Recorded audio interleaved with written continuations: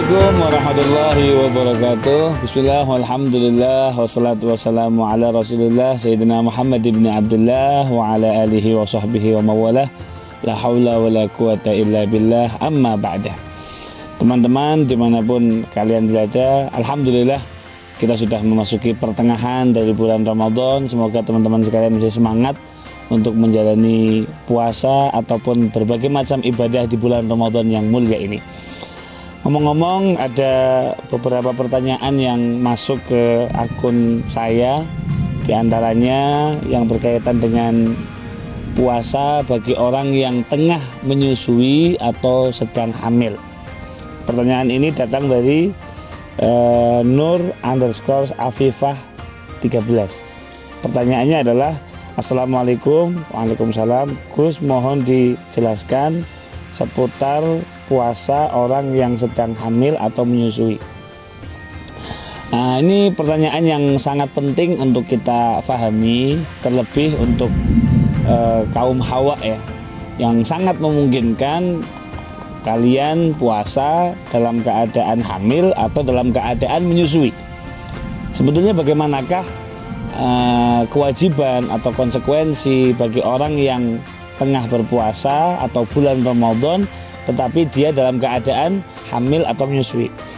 Prinsipnya para ulama mengatakan bahwasanya orang yang hamil atau orang yang menyusui itu disamakan dengan orang yang sakit. Dalam Al-Qur'an Allah Subhanahu wa taala menerangkan kepada kita, "Wa man kana minkum maridhan aw ala safarin fa iddatun min ayyamin ukhra." Barang siapa di antara kalian yang ketika bulan Ramadan datang kalian lagi sakit atau dalam perjalanan, seperti yang sudah kita bahas beberapa pertemuan yang lalu, fa'iddatun min ayyamin ukhar, maka puasanya boleh diganti di hari yang lain setelah Ramadan berlalu. Artinya apa? Ketika seseorang lagi bulan Ramadan kemudian dia sakit atau dia bepergian jauh, maka dia boleh untuk tidak berpuasa. Sama halnya seperti orang yang menyusui atau ibu-ibu yang sedang hamil. Prinsipnya, kalau memang tidak ada hambatan, misal nih teman-teman puasa, ini akhwat ya, yang cewek-cewek misal lagi hamil muda atau lagi menyusui, ketika menjalankan puasa ternyata tidak ada gangguan sama sekali, sehat walafiat, baik ibunya atau anak yang sedang disusui atau anak yang tengah dikandung, maka kalau memang tidak ada gangguan, tidak ada hambatan, maka perempuan tersebut wajib untuk berpuasa sebagaimana normalnya orang yang sehat. Nah, yang muncul masalah yang menjadi rukhsah atau keringanan adalah di saat ketika perempuan tadi berpuasa ternyata ada yang bermasalah. Misal nih, perempuan yang hamil tersebut ternyata fisiknya lemah, sehingga kalau dibawa puasa dia harus menjalani masyaqqah atau kesulitan yang luar biasa. Atau kemudian kesulitannya ada pada anak. Jadi misal ibunya baik-baik saja, tapi dokter mengatakan ibu, kandungan yang ada dalam rahim ibu ini lemah, jadi riskan kalau ibu bawa puasa misal. Atau misal bagi orang yang menyusui, ibunya tidak lemes sebetulnya, tetapi anaknya rewel karena asupan ASI-nya nggak maksimal. Nah, dalam keadaan seperti ini, jadi ketika dibawa puasa ternyata ada gangguan baik pada ibunya atau pada anaknya, seperti itu, ada yang nggak nyaman, maka al-masyaqqah tajlibu taisir. Setiap hal yang kemudian dirasa masyaqqah, berat, maka akan menimbulkan taisir, kemudahan atau rukhsah. Maka dalam keadaan seperti ini, ibu hamil atau ibu menyusui tidak wajib untuk berpuasa, boleh untuk berbuka di hari tersebut.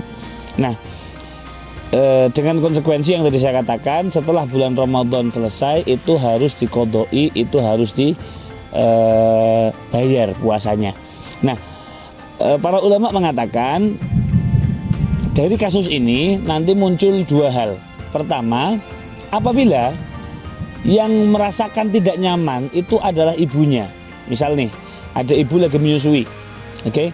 Kemudian ketika dia bawa puasa, ibunya lemes. Ibunya lunglai, nggak berdaya. Tapi anaknya baik-baik saja. Jadi memang yang merasakan tidak nyaman, yang merasakan lemas itu ibunya atau ibu beserta anaknya, dua-duanya. Maka dalam kasus ini perempuan tersebut hanya wajib mengqadai saja. Saya ulangi, kalau yang lemes hanya ibunya atau ibu dan anaknya, maka perempuan tersebut wajib membayar qada Ramadannya saja tanpa membayar fidyah, seperti itu. Beda cerita kalau kemudian yang bermasalah justru anaknya. Misal ini ibunya baik-baik saja, ibunya tidak ada masalah. Kalau dia hamil dia tetap seger, kalau dia menyusui dia nggak ada masalah tanpa hambatan sama sekali. Tetapi anaknya rewel, yang masalah justru kandungannya atau anaknya saja. Maka kata ulama, dalam kasus seperti ini maka ibunya di samping wajib mengqadai, maka wajib juga untuk membayar fidyah. Jadi misal ini ibunya baik-baik saja, anaknya rewel, oke, silahkan perempuan itu tidak wajib berpuasa. Berapa hari? Misal 10 hari nih, misal. Maka di bulan Syawal nanti di samping wajib mengqadha 10 hari tadi, wajib juga membayar fidyah. Berapa fidyahnya? Kata para ulama, fidyahnya itu per hari 1 mud. Jadi kalau 1 mud itu 2 tangan digabungkan jadi 1, ini namanya 1 mud. Nah, per harinya 1 mud.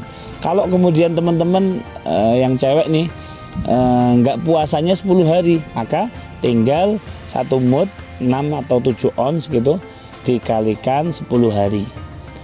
Seperti itu. Semoga penjelasan yang singkat ini bermanfaat dan terus semangat. Semoga puasanya teman-teman lancar semua, diberi kesehatan, bisa menyelesaikan Ramadan tahun ini dengan mendapatkan ampunan dari Allah, bisa menghidupkan Lailatul Qadar dengan penuh ketaatan, dengan memaksimalkan puasa, bacaan Al-Quran dan ibadah-ibadah yang lain. Wassallallahu ala sayyidina Muhammadin wa ala alihi wa sahbihi wa sallama walhamdulillahi rabbil alamin. Assalamualaikum warahmatullahi wabarakatuh.